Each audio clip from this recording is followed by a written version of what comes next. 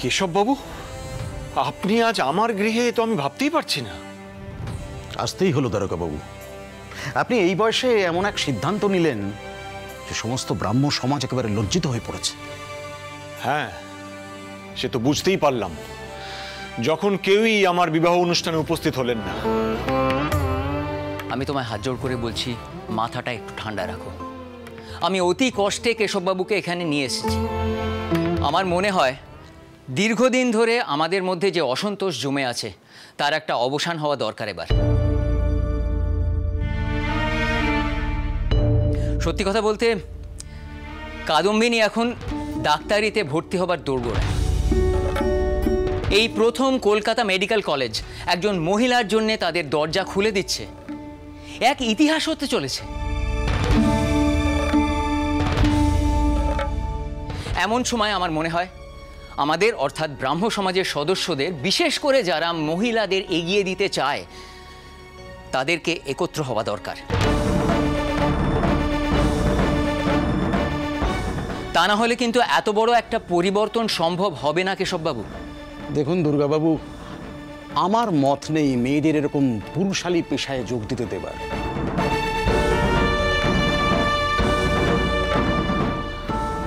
তাদের স্থান গৃহে। অথচ দ্বারকাবাবু এই কথাটি কোনো কালই মানলেন না।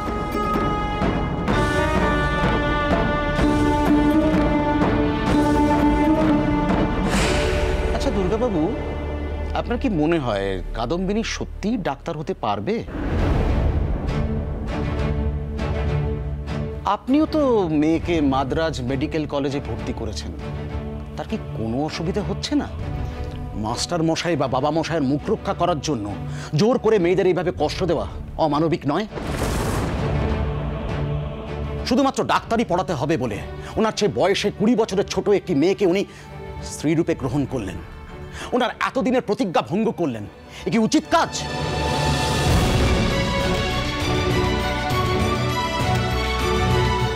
বিবাহের কি এই উদ্দেশ্য? বিবাহে কত পবিত্র শপথ গ্রহণ করি আমরা। বলি, আমার হৃদয় তোমার হোক, অর্থাৎ এক আত্মা এক প্রাণ হবার শপথ গ্রহণ করি আমরা।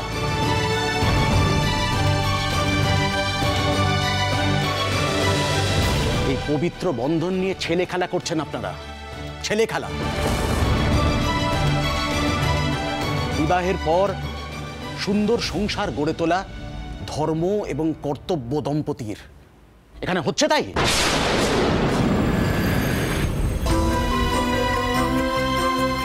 কাদম্বিনী, আমি তোমাকে একটা কথা স্পষ্ট করে বলে দিতে চাই। আমাদের এই বিয়েটা হয়েছে একটা মহৎ উদ্দেশ্যে। বিয়ে না হলে তুমি ডাক্তারি পড়তে পারবে না, তাই এই বিয়েটা হয়েছে।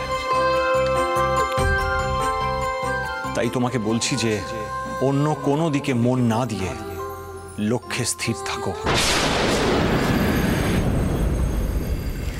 দেখুন কেশববাবু, আমার মনে হয় ব্যাপারটা এত সহজভাবে দেখা ঠিক হচ্ছে না। কাদম্বিনী তার শিক্ষককে তার জীবনসঙ্গী করতে চেয়েছিল, এটা তো ঠিক। উপায় কি দুর্গাবাবু? দ্বারকাবাবু তার ছাত্রীদের মধ্যে তাদের সুন্দর সুকোমল মনোভাবের বিকাশ ঘটতে দিয়েছেন?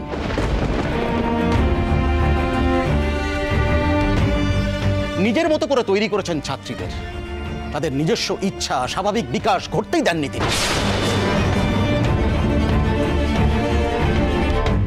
যারা দ্বারকাবাবুর আওতা থেকে বের হতে পেরেছে তারা সংসার ধর্মে মন দিয়েছে, যা মেয়েদের কর্তব্য, তাদের ভালোবাসা। যেমন আপনার জ্যেষ্ঠা কন্যা সরলা। আমি জোর দিয়ে বলতে পারি, সুযোগ পেলে অবলাও কিন্তু এমনই করবে।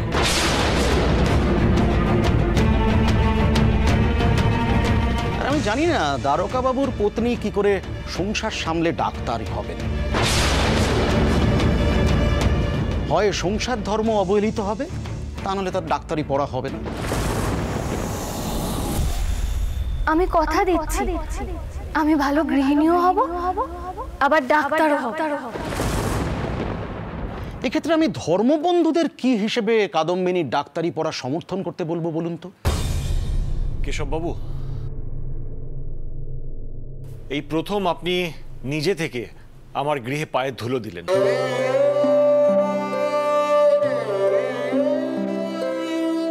আগে আমি আমার স্ত্রীকে বলি অতিথি সৎকার করতে, তারপর না হয় আলোচনা করা যাবে।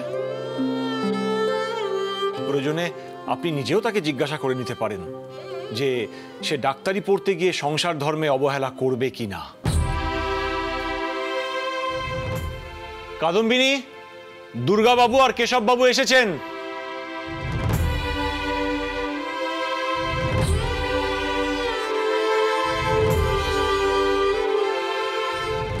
দেখুন কেশববাবু, আপনার সব কথা যে অযৌক্তিক সে কথা আমি বলছি না, কিন্তু কাউকে না কাউকে তো স্বার্থত্যাগ করতে হয় সমাজের বড় উদ্দেশ্য সাধনের জন্য। আর যদি সিদ্ধান্ত চাপিয়ে দেওয়ার দোষে আমাকে দোষী সাব্যস্ত করেন, অপরাধী বলেন, তাহলে আমি বলবো আপনিও অপরাধী। আপনিও মেয়েকে কম বয়সে ভালো সম্বন্ধ পেয়ে বিবাহ দিয়েছেন, দেননি? এ বিষয় নিয়ে অনেক জলঘোলা করেছেন আপনারা, আমাকে আমাকে শত্রু বলে চিহ্নিত করেছেন। না না, আমি আর এ নিয়ে কোনো ব্যাখ্যা দেব না। আমি যা করেছি তাতে আমার কন্যার সম্পূর্ণ মত ছিল।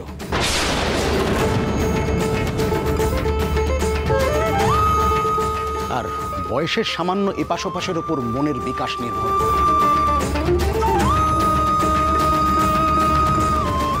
এই তো কাদম্বিনী মা, এসো।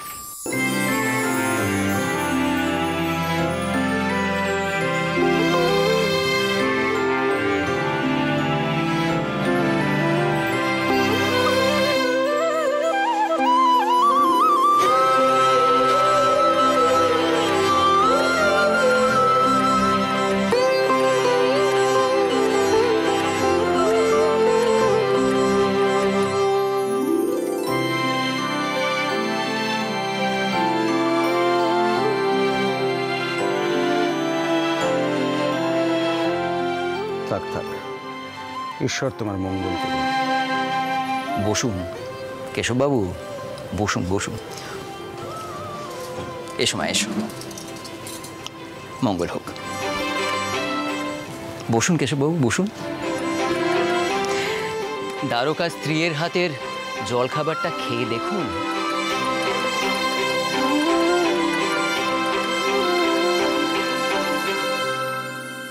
কি জানেন কেশববাবু, কাদম্বিনী আর 5টা মেয়ে যে ধাঁচে তৈরি সেই ধাঁচে তৈরি নয়, সে একটু আলাদা।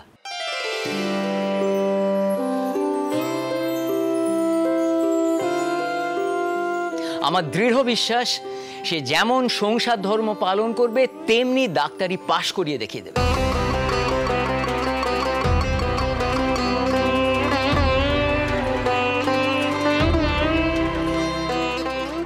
শুধু একটাই অনুরোধ, ব্রাহ্ম সমাজের সকলে যেন তার পাশে থাকে। সুসংবাদ, সুসংবাদ, সুসংবাদ।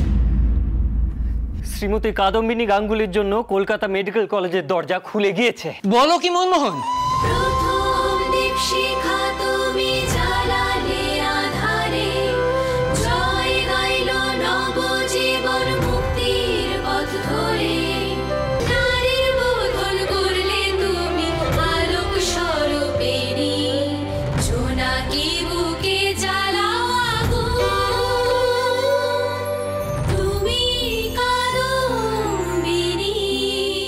এবং কাদম্বিনী হবে প্রথম ছাত্রী যে কলকাতা মেডিকেল কলেজ থেকে ডাক্তারি পড়বে। মিনু, এদিকে আয়। মিনু, এদিকে আয়। আজকে আমার খুব আনন্দ হয়েছে মিনু, খুব আনন্দ হয়েছে। তুই জিতে গেছিস মিনু। মোহন দাদা, আমি এখনই কি করে জিতে যাব? এখনো তো আমার মেডিকেল কলেজের ক্লাসই শুরু হলো না। বরং বলতে পারো এ তোমাদের সকলের প্রথম জয়।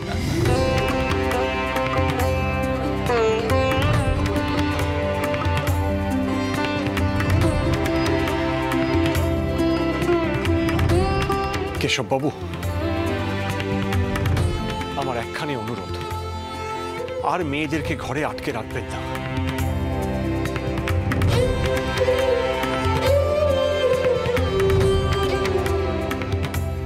তারা সব দিক সামলাতে পারবে, তাদের অনেক ক্ষমতা। এবার অন্তত বুঝুন।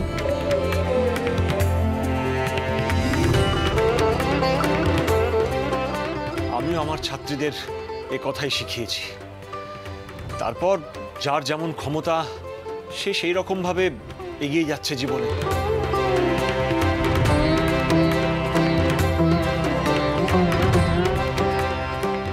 মানছি কাদম্বিনীর উপর অনেক আশা, ওর খাটুনি অনেক বেশি হতে চলেছে।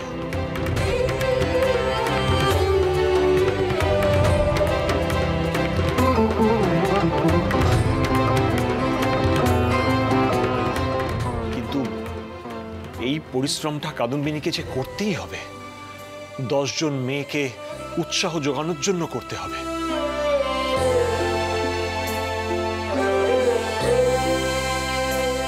আর আমি জানি কাদম্বিনী তা পারবে, এটা আমার বিশ্বাস।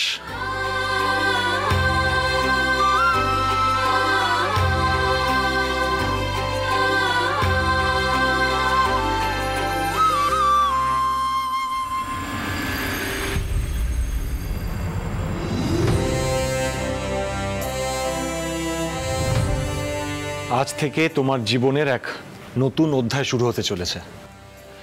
তোমার জীবনের এই পর্যায়ে আমি তোমার পাশে পাশে চলতে পারবো না, তোমাকে এগিয়ে যেতে হবে। আমি তোমাকে পিছন থেকে সাহায্য করব মিনু, চিন্তা করো না।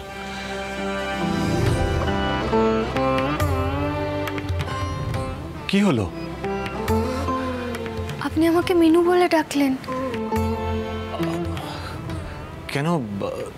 তুমি তো বলেছিলে মিনু বলে ডাকতে।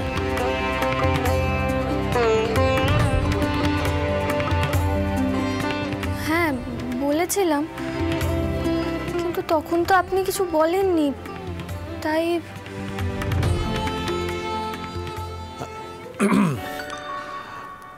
মিনু, তোমার বয়স অল্প, নিশ্চয়ই তোমার মনে অনেক স্বপ্ন ছিল তোমার বিয়ে নিয়ে। সব মেয়েদেরই থাকে। আর আমি এও জানি যে তুমি সকলকে ছেড়ে আমাকেই তোমার জীবনসঙ্গী করতে চেয়েছিলে। তবুও কোথাও একটা বাধা এসে পড়ছে। হয়তো তুমি আমার ছাত্রী বলে, হয়তো বিধু প্রায় তোমার সমবয়সী বলে। মিনু, আমাকে একটু সময় দাও মিনু। তুমি আমাকে নিয়ে অনেক ভাবনা চিন্তা করো, আমার সম্মান রক্ষা করার জন্য অনেক লড়াই করেছো। এমনকি আমার পরিবারে যাতে শান্তি বজায় থাকে সেই চেষ্টাও করছো। পরিবর্তে আমি তোমার স্বাদ আহ্লাদ কিছুই পূরণ করতে পারছি না। আমি এখনো সেই মাস্টারমশাইয়ের ভূমিকাতেই রয়েছি। আমাকে একটু সময় দাও, আমি চেষ্টা করব যাতে আমাদের সম্পর্কখানা সহজ করে তোলা যায়।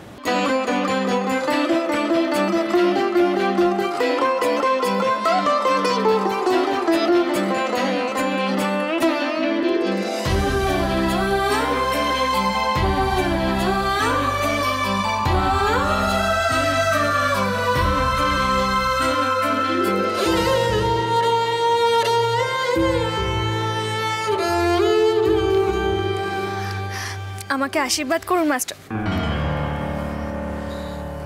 না না, আমি আপনাকে আর মাস্টার মশাই বলে সম্বোধন করব না।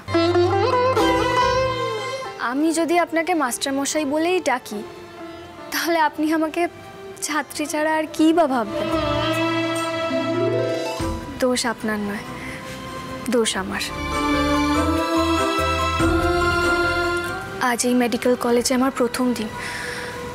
আমি জানি অনেক বাধা আসবে আজ।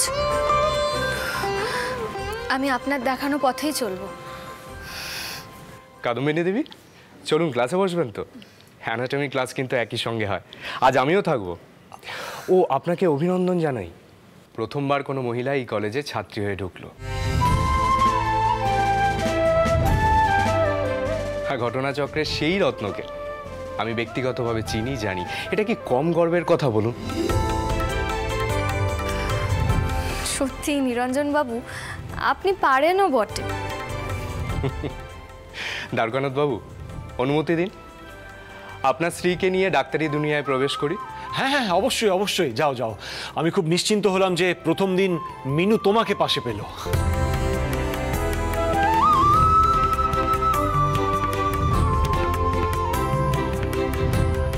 চলুন মিসেস গাঙ্গুলি, আপনাকে পাহারা দেওয়ার দায়িত্ব আমি গ্রহণ করলাম। চলি দ্বারকানাথ। হ্যাঁ হ্যাঁ,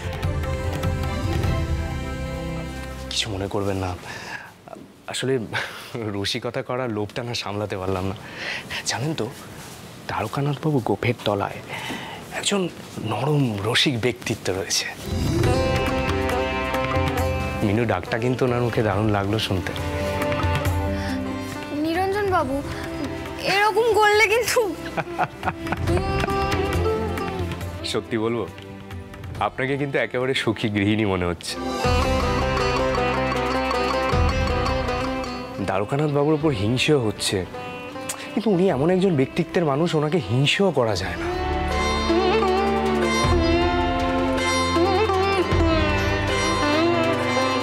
আপনার সিদ্ধান্ত কিন্তু ঠিক ছিল।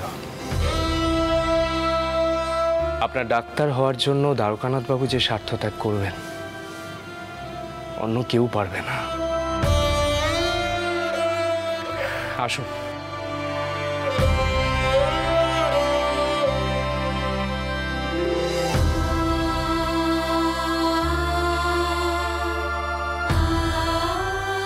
উনি কি সারাটা দিন বসে থাকবেন নাকি? খুব কষ্ট হবে তো ওনার, কিন্তু বাধাও দেওয়া উচিত হবে না। হয়তো ভাববেন আমি ওর ওপর কর্তৃত্ব ফালাচ্ছি, আবার রেগে উঠবেন।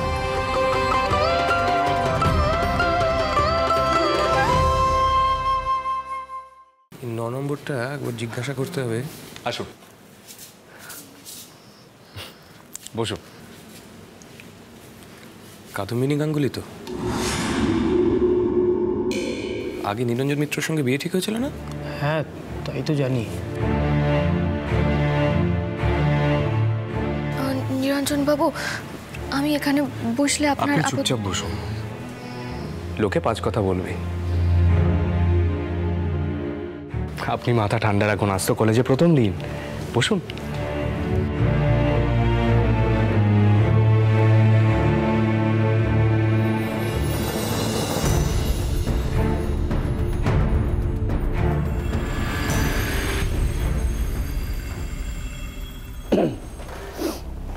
Be seated, please.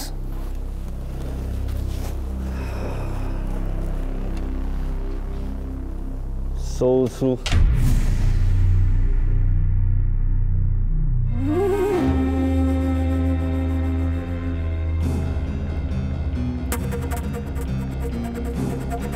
সরি, তোমার এখানে কি প্রয়োজন?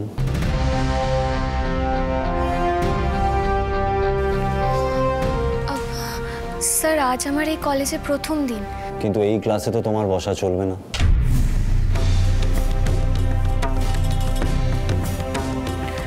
কেন স্যার?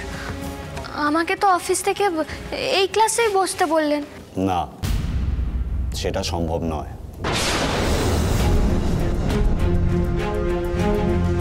আমি আজ যা পড়াতে চলেছি সেটা তোমার সামনে পড়ানো সম্ভব নয়। তুমি বেরিয়ে যাও।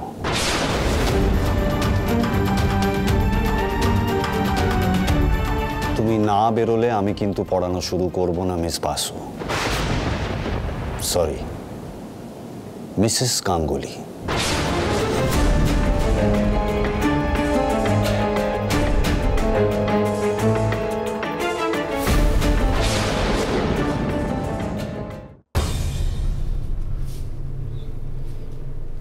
Mrs. Ganguly. Oh, be seated, be seated. Mrs. Ganguly, you're already in the class. Great. Please. Dr. Chandra. প্রথম মহিলা স্টুডেন্ট আপনার ক্লাসে এবং আপনি পেলেন। তবে আপনি আপনার পুরানো সব পড়া মিসেস গাঙ্গুলিকে বোঝায়া দিবেন? I am afraid doctor courts, কিন্তু আমি আজ যা পড়াবো তার মধ্যে কাদম্বিনী থাকতেই পারে না।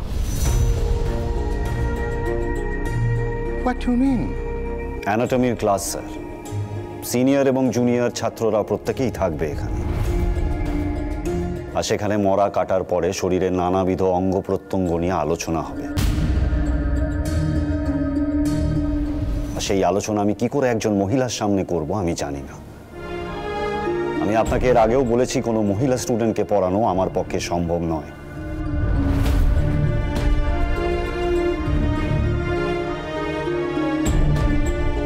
বরং আপনি যখন নিজে ক্লাস নেবেন তখন কাদম্বিনীকে আপনার ক্লাস অ্যাটেন্ড করতে দেবেন। কিন্তু আপাতত কাদম্বিনীকে এই ক্লাস ছাড়তে হবে, প্লিজ।